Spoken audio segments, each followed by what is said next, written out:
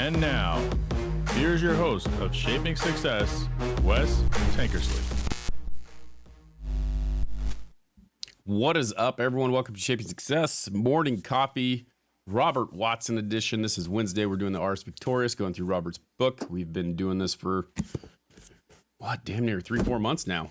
So we're working through it chapter by chapter. Good morning. How's everything? Oh, not too bad. Not too bad. How are your expectations? My expectations of what? That's the question. I have, it's funny.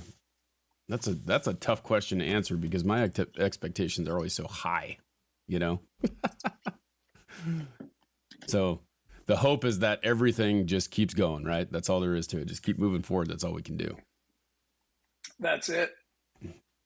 And that is also the chapter as well. So we're going to talk a little bit about that because this is, it's probably a different number in the book, but it's I need to just start going through the book. But anyway, it's number 17 from what I'm looking at. Let's see where it's at in the book here. We are number 17 in the book too. Look at us. We're in line. Finally, we got it. Yep. They switched up the order a little bit, so we got out of order, but now we're back in order, so I like it. Perfect.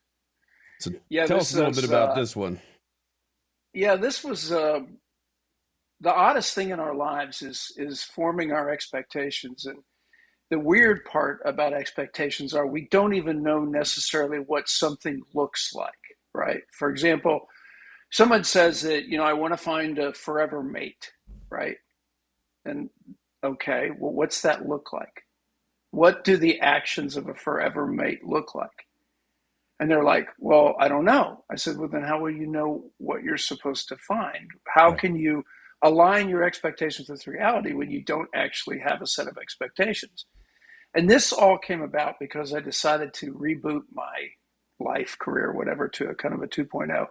I went back to get a bachelor's degree, which I did. I got a graduate certificate, and in a couple of days I'll have a master's, and I'm on for another master's before my PhD.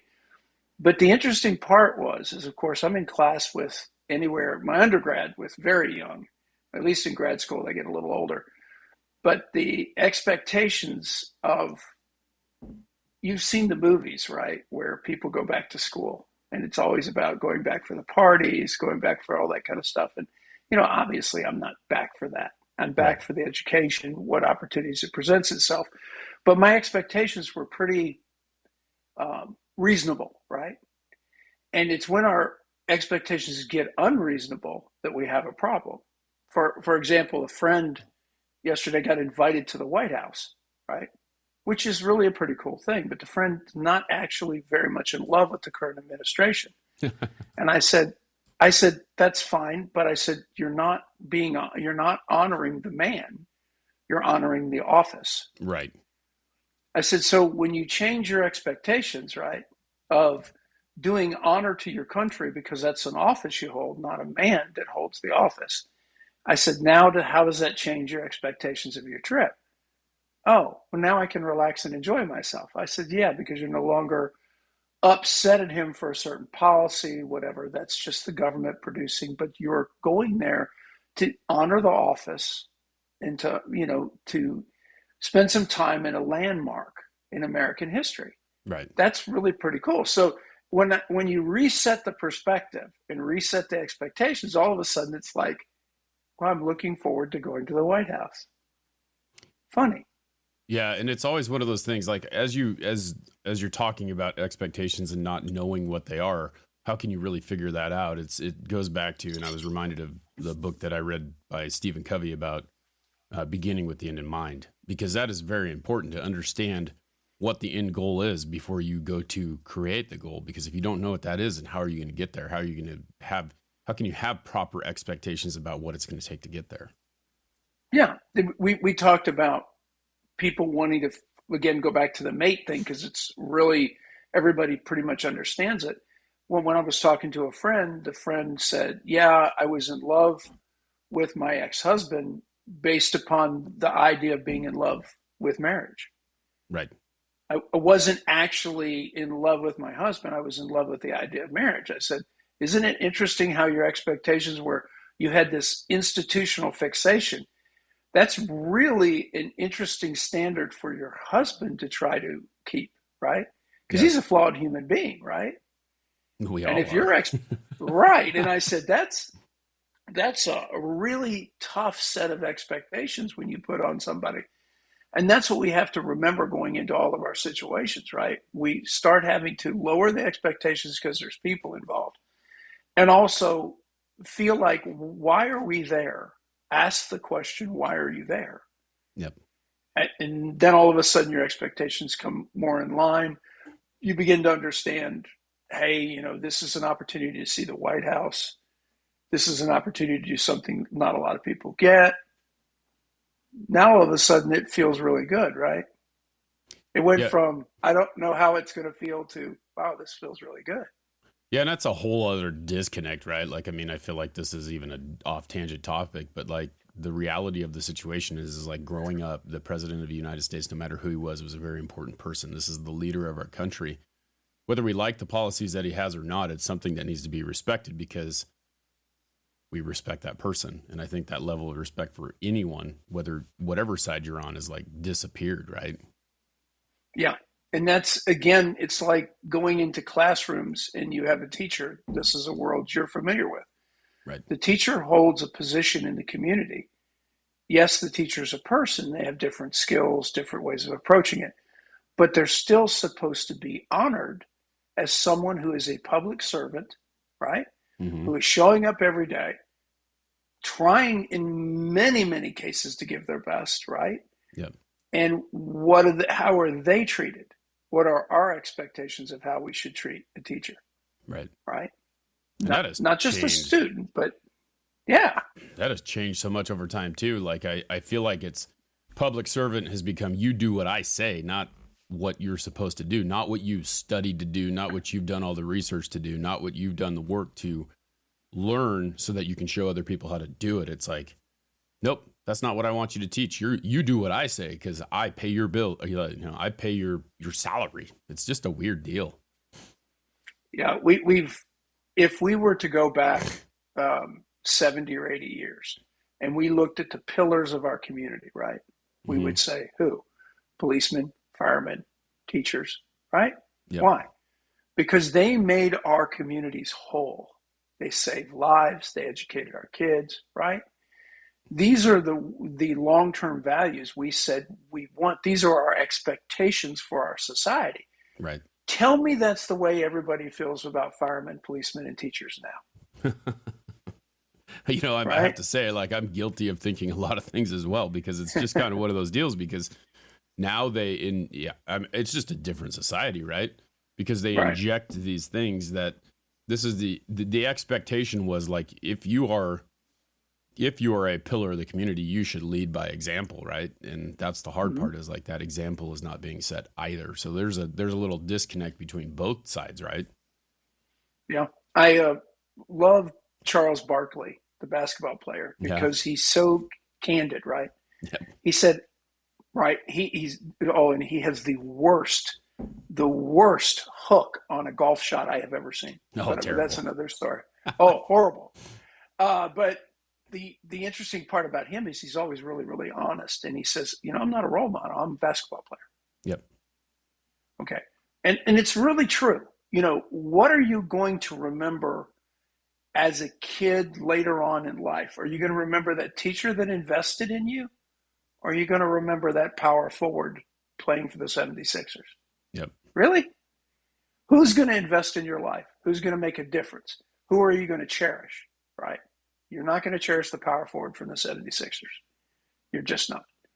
But you are going to look back at the teachers that made a difference in your lives. And that's the thing. That was part of the reason why I wanted to go to education. And the change for me was the fact that, just like we were talking about, is you can make that difference, but you can't make it the same way that you used to be able to, because there's so much disconnect in between what that is anymore.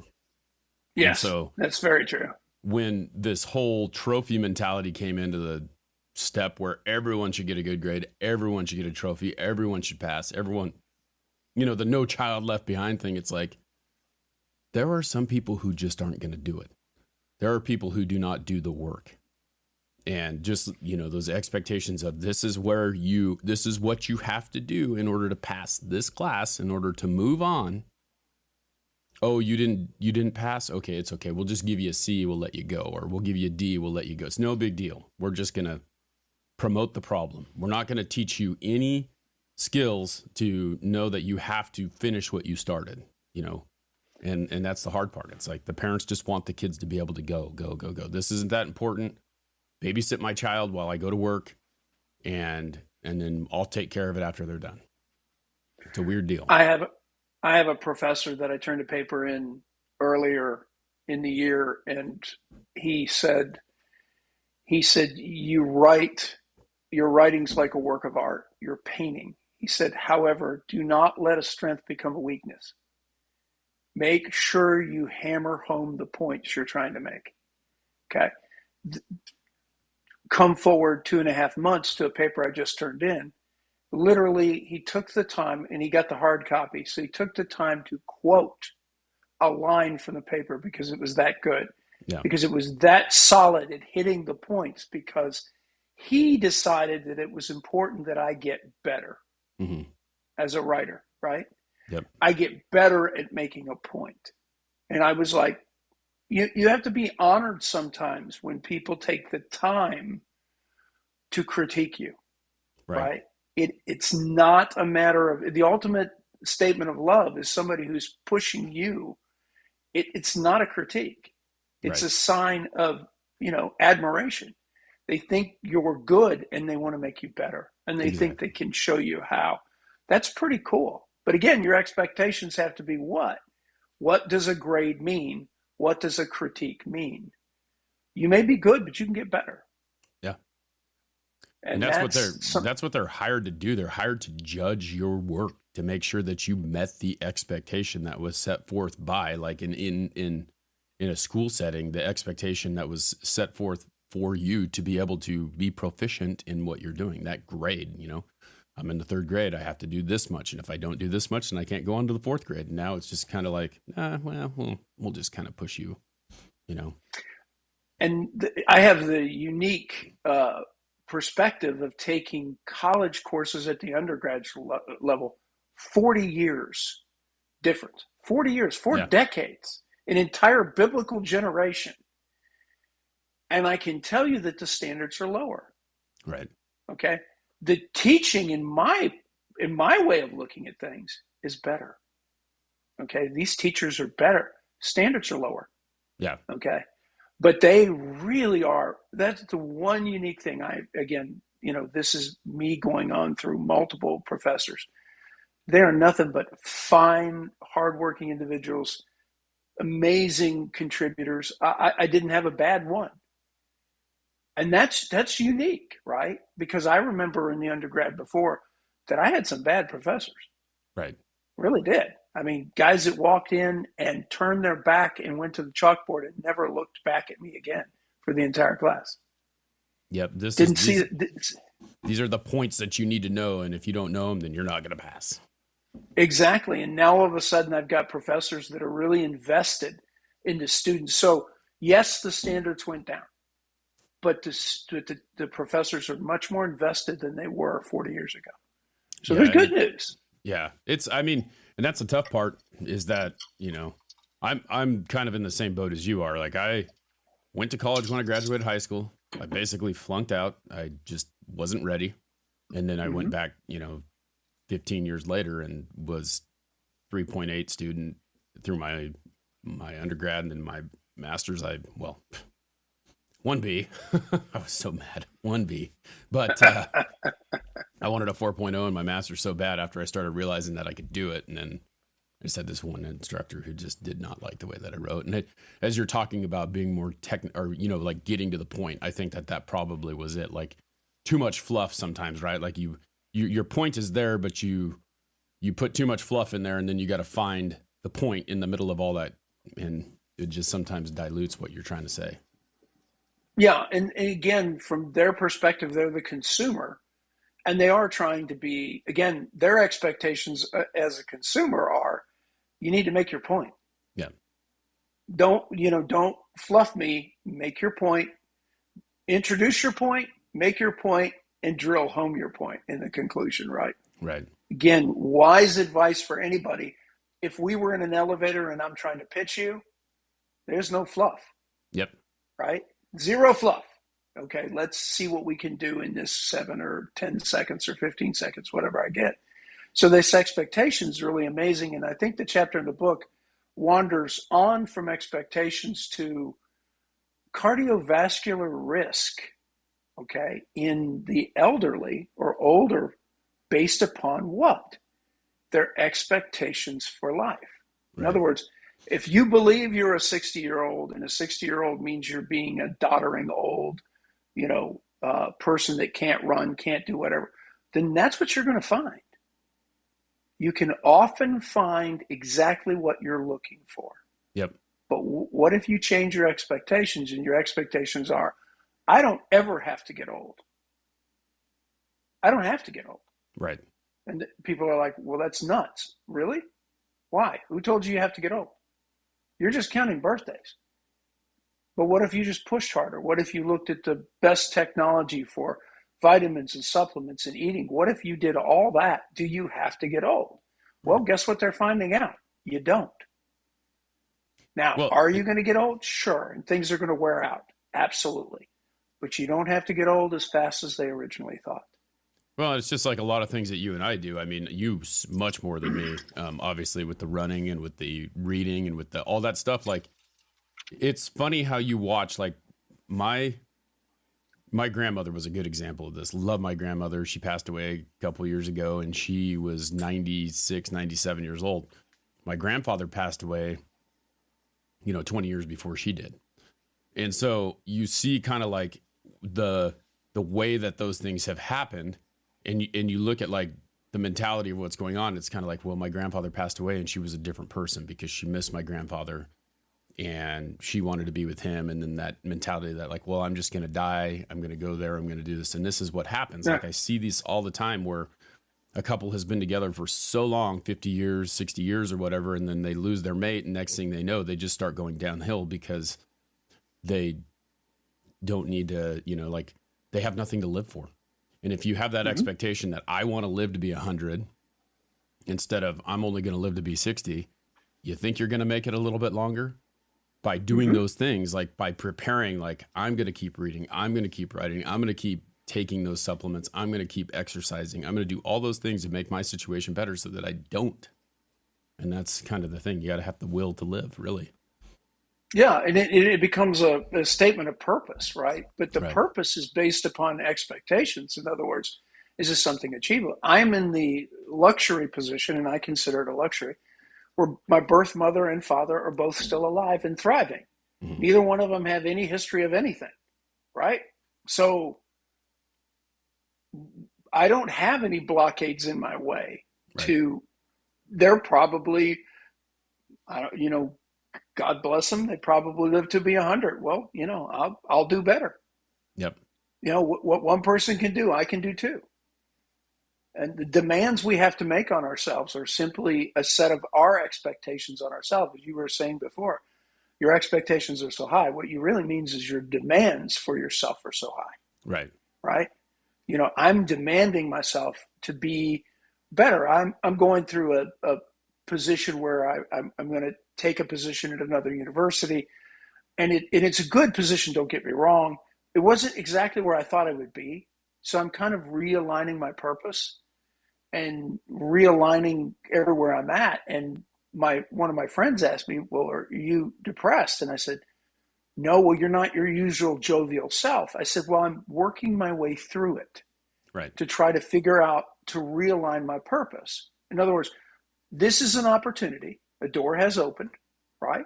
Wasn't the door I thought. There's door number 1, door number 2, door number 3. This is door number 4. We didn't even see it on the stage. And so now I'm reloading and I'm realigning my purpose and trying to go, okay, what was the reason this door opened? What do I need to see? And it's easy when you're hitting all the marks that are in front of you and you're like, I'm clicking. But when somebody throws a curve at you, right, you have to stop and readjust. Change your set of expectations and go, okay, what am I here for? What's my purpose?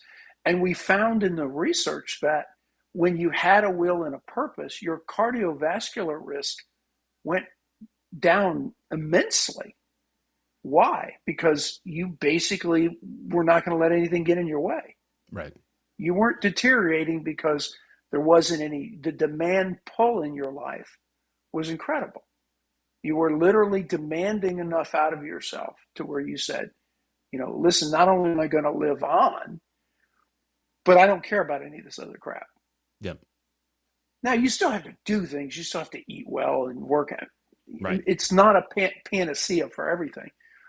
But there really isn't any obstacles in your life that we can't overcome by just setting our expectations right and demanding more from ourselves. Yeah. And I mean, I think that big thing about that is just having that outlook, right?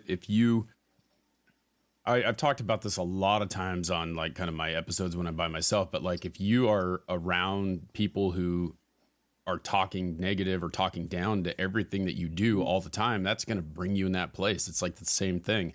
So if you're talking down to yourself and you have that negative self-talk and your expectations that you're going to fail, what's going to happen? You're going to fail. But if you go into it with that attitude that no matter what, I'm going to keep going, nothing can stop you. You just have to keep in that. And it's a process because I'm sitting here thinking about, as you're talking about rearranging and like depression and like, you're not depressed, you're just thinking through it. And I get in that spot all the time. I'm thinking through that with this podcast over and over again. I've been doing it for 5 years. This isn't working. What am I going to do now? What am I going to change?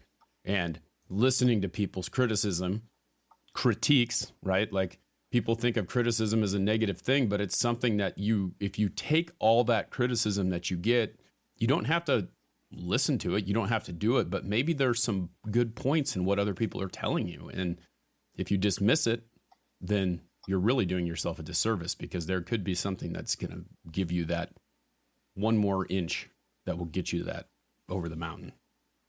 Right. And we always have to make sure that we sell based upon, a podcast is based upon meeting an audience's need. Right.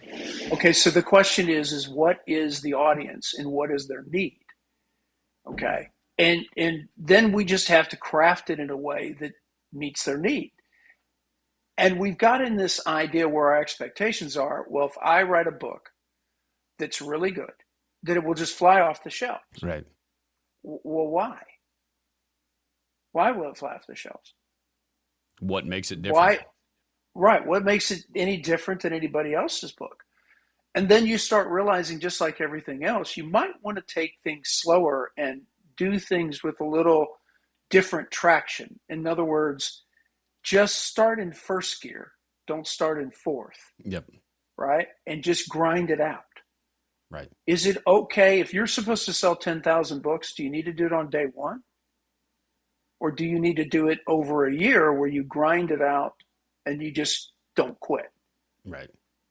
Well, same thing. You're selling 10,000 books. It's just one's much more realistic. And you don't get down at yourself going, you look down at your sales and you go, I haven't sold 10,000 books. Well, right. How is that realistic to begin with? The average book sells less than 3,000 copies. Mm-hmm. So you want to sell 3 times the average. Did you even know what the average was before you started? No. So you might want to get some statistics, right? Yep. Trying to figure out what you're trying to do. Podcasting is a very crowded space right now. 100%. Okay. So you have to be different, right? Well, what does different look like? I'm not sure what different looks like. And you're not either. So what you do is you just keep changing. Keep changing. It's like trying to find the right tune, right? You're trying to get the right note. Takes a minute. And that's the education. Thing. You can continually do that. And, I've thought about, and those are the things that I think about, like this niche that I'm in is like heavily diluted. And what sets you apart from those other people? And a friend of mine sent me a podcast the other day, and I was just listening to the guy talk about what the podcast was about. And I'm sitting there going, either this guy listened to me or I listened to him, and it's like we copied it verbatim. So why would, what's going to make that guy want to come listen to me versus me listening to him or anyone else, right? So that's now what makes it different. Yeah, but it's also the other idea that you can't stop just because it's crowded space. Right. You just have to keep dialing and dialing and dialing until you can find in exactly what you're supposed to be and why you're supposed to be here. It's like we started this out several months ago, right? And I was grossly unhappy with my performance, right? Because my expectations are very high. But I'm also realized that I've got to give myself a moment to adjust, right? To get used to the space, to change the lighting and do the things that are going to be advantageous for me. And that takes a minute. Yep. And I'm really blessed to have you so tolerant of my learning curve, right? That I'm way behind you. It's helpful though, because, and that's the thing, I think that people need to understand that point. Like, it's helpful to know I've been doing this for 5 years, so I know where you're at. Like, I was there. And so I'm tolerant of it because I don't expect it to be perfect right off the bat. And I think the bigger point really is to get the content out there first, right? Like, to get the information out there. Yep. And if people hear the information, they're not going to really care that, it's a little dark in your room, or they're not going to really care that your sound isn't good. As long as they can hear it, they're going to be okay with that, because the content is what really is going to drive them to the information. Yeah, either it's something that moves them as an audience or it's not. Yep. If it moves them as the audience, they'll be back. If it doesn't move them, you're just another thing they're flipping through. Yep. I mean, that's why we have great people like Nikki hanging out in here, because those people, that's our audience. Those are our tribe. Those are our people. And I know we have 2 other people in here. I can't really tell who they are, but thanks for watching. We appreciate you. All righty. Well, that's a great chapter. We'll be back next week with, I should look in the book, not in that. I think it's confidence is what it says here. I think we're back in order, because that's the only thing that flipped around, right? Yes, I believe it was. Yep. So we'll be back with confidence next week. We appreciate you guys hanging out. Robert, I hope that you have a great day, and thanks everyone for tuning in. Absolutely. Thank you, Wes. I appreciate you. All right, everyone. We'll see you next week.